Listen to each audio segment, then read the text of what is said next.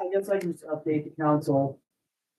Known as, but the transition from the city court over here to the joint city and justice court over there with Judge Narrison and her clerk, Jennifer, has been fantastic. They are very easy to work with. They've done a great job of assuming the caseload that we had over here in city court and trying to combine it with their already existing caseload. It was a pretty hectic couple weeks. A lot of people in the hallway over there, but got it done, and they did a fantastic job. So I can't commend them enough for stepping up and the way they've handled themselves. Thank you. All right. The next committee meetings are the street committee on November 12th at 5 p.m. and the FUPR committee on November 12th at 5:15. So I do have a few mayor comments, just a few quick updates. You'll see some new changes on the City of Glendive web pages, and more changes are planned. We now post the meeting agenda, the minutes, the packet of information given to each council person, and an audio recording for all council meetings. As I've stated in the past, the city is transparent, and if you request information, we will provide it unless it's regarding a lawsuit or is a personnel matter. If you seek a city document, we will ask you to fill out the record request form available on the city website. We're updating our page to make it more user-friendly and to provide more information to our citizens. So despite what people see on social media, it is completely incorrect that social media sites are the only place that citizens can get information regarding the city. In addition to the information on the website, many items like the budget and the audit are available to view at City Hall during normal business hours. Currently, you can obtain record request forms, view all the city ordinances, obtain a parade or street closure form, obtain a nuisance complaint form, and find the names and emails of your local council person. You can also find the minutes and the agendas for committee meetings and city council meetings and for the local government study committee. There's also a section titled Fees, where you can see what the fees are for animal licenses, parade permits, costs for roll-offs, and the cost of many other services provided by the city. The city uses the police Facebook page to update citizens on road closures and for construction updates. And as Katie said, we posted a reminder on the police Facebook page that all trailers must be moved from city streets. This post will be the warning to citizens that any trailers parked on a city street can now be ticketed. Our police are very busy responding to many calls for assistance and help, so we hope residents will comply with the city ordinance, move their trailers off the streets during the winter months, and failure to do so can result in a ticket. And I also want to take a moment to publicly thank Judge Nearson and Jennifer Bithell for their quick response after the employees of city court quit, leaving people with important cases scheduled for city court feeling scared and uncertain. Judge Nearson and Ms. Bithell were very understanding, helping me find files, getting cases scheduled, and making sure that everyone was heard and helped. They've been instrumental in getting dozens of old cases resolved and settled. And I also want to thank the dispatch supervisor, Janet Moore, for working on these old cases and helping them find resolutions. Also, many thanks to our city attorney, John Rubus, who helped make this move appear seamless and smooth. It was hard. I also appreciate the Dawson County Commissioners for their understanding and their help during this transitional time. We have many great public servants in Glendive, and every day in this job, I appreciate the people I work with more and more. Your help and support is so appreciated, and I just want to thank you all for everything that you do for the city. It really is appreciated, and I can't thank the ladies over at the JP office for making this work with no notice, and it was, as Mr. Rubus said, kind of rough at first, but we all got through it, and thanks to them. So that's all I have.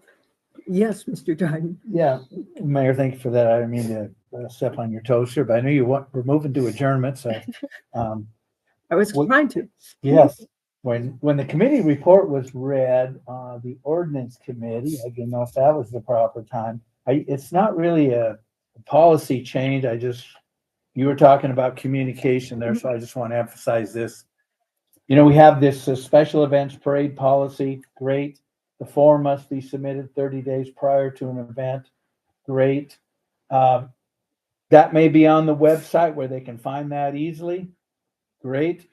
If it's not in the bold stuff where they find it, I just don't like stuff falling through the cracks where then we become the bad guy to say, well, the beer jug wants to have an open container and a big party this week. And so we're going to say no, because they didn't do it 30 days.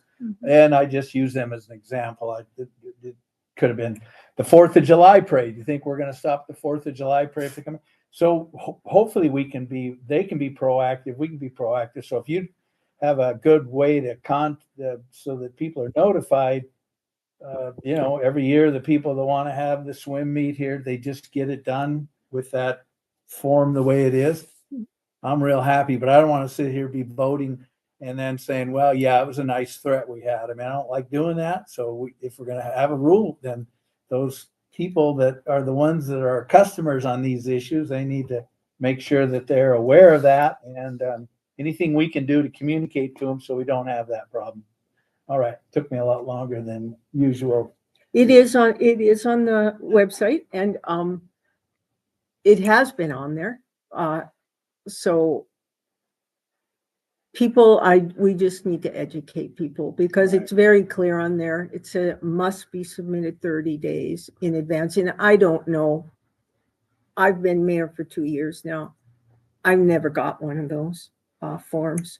I wasn't even aware that we actually had a form. Then when I asked Darcy and Jess about it, we discovered we didn't have any physical forms in our form cabinet. So I did print some off. So we have them at City Hall. You can get them online. It explains all the fees and everything that needs to be done. So I'm just encouraging people to take a look at our website. There's a lot of information there. And I have been told that it's been posted on social media. You know, if you don't join our group, you won't ever know or have access to any of these documents or this information. And that's just not true. Anyone can come to City Hall and look at anything, unless it's a lawsuit or it's a personnel matter. But otherwise, we're very transparent. And I think people just need to educate themselves, take a look at the website, because I do have people call me and say, you know, how much does it cost to get a roll off? That's all on there. So I think it's just helpful that people know to go there and look for your information. And of course, they can always call me. I'd rather not get called at home on a Saturday, but hey, I take the calls if someone calls me. So, and I'm sure you guys do too, if you ever get a call. I haven't got a lot, but I just think it's important that we try to make it user friendly. There's a section called forms, and there's lots, you know, you can get the form for the parade, or you can get whatever forms you Which is need. usually an organization that applies. Right, And right. So just one last thing, Matt, I really do appreciate what you just went through. But one thing you said there, and I think it's, for whatever reason, we fell away from this. It's a very good system. I know Mr. Kuhn had a lot to do with it years ago, probably Mr. Mitchell as well, and so on. But the form thing is really a blessing, rather than having committees discuss all this stuff. And the thing is, we didn't do it for a while. So like anything, there's a training process, Right. but we'll get that done. City and the people come together, we'll get that done. So I thank you, Mayor, for all that. yeah, I take accountability. I mean, I've looked at the website many times, and I didn't click on the forms. So if you don't click on there and look, you're not going to know where they are. So anyway, The reason it's 30 days is so the appropriate committee has a chance to see it. right. Right. Right, and that's what we've been doing. So I think we'll try to get back on track. Any other comments? Or any other concerns? All right, let's move for adjournment. All right, Doug, second. Okay, Mike seconded it. All in favor of adjournment, say aye. Adjourned.